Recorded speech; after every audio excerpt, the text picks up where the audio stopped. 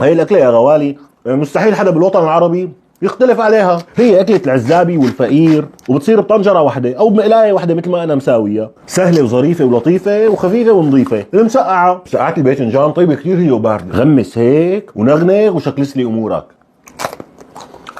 عم باكل من المقلاية لانه هي كلها الي. وهي الاكله حلاوتها انه سهله وبسيطه، يعني 4 مكونات: بندوره، واهم شيء تكون بندوره حمراء وبلديه، وباذنجان بلدي. بس المشكله هون الباذنجان بتركيا طول الباذنجانايه قد طول ايدي، ورغم هيك طيبه وظريفه. واهم شيء راس الثوم، واهم شيء يكون بلدي، وحطوا بقلبها فلفله تكون حد نار او حلوه. اول شيء بنجيب مقلايه بنحط بقلبها زيت، طاجونه بنحط بقلبها مي وبنرفعهم على النار، وبنسناول هالباذنجانات ودغري بنفتح عليهم المي، بنعمل لهم غسله شغل عمك ابراتب، وبنشيل القبوعه تبعهم وبنقشرهم تقشيره غير شكل، وبنقطعهم ترانشات ترانشات. لك وإذ بتلاقي هالزيت صار حامي مثل النار، بتعمل هيك وبتنزل باذنجاناتك على الزيت، وبتركض دغري على البندوره يا غالي، وبتحززها من فوق ومن تحت. من فوق بتعمل لها مثلث ومن تحت مثلث، بحيث يعني بحيث شيء انه هيك يدخل بالقشره، وكل مشبك عشان ما تتلبك وتحمل مثل البندوره. حطهم بشي طاجونه وخذهم على المي احسن شيء.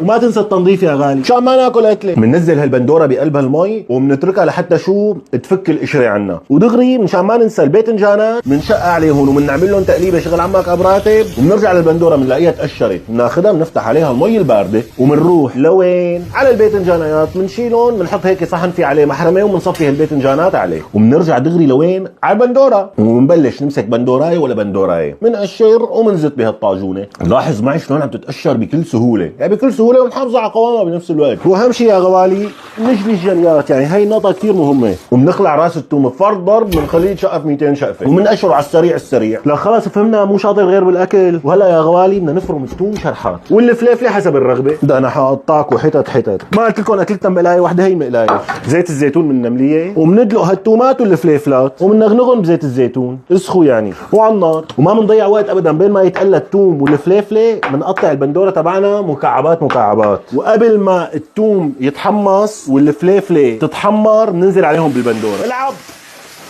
وهلا بنرشرشها بالملح يا غوالي. هلا بنجيب ورقه زبده نطويها طويه 2.